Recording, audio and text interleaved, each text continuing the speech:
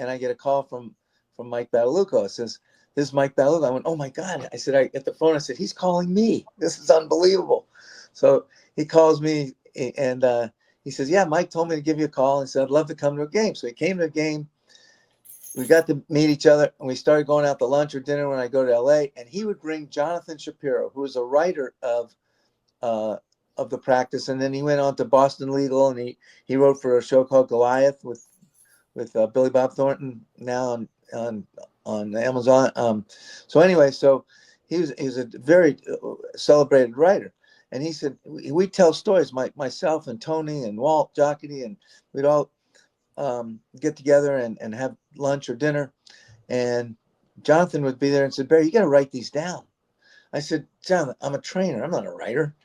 I said, he said, "No, you got to write them down." So each year he'd say, "Have you written these stories down yet?" I said, "No." He said, here's a lady's number.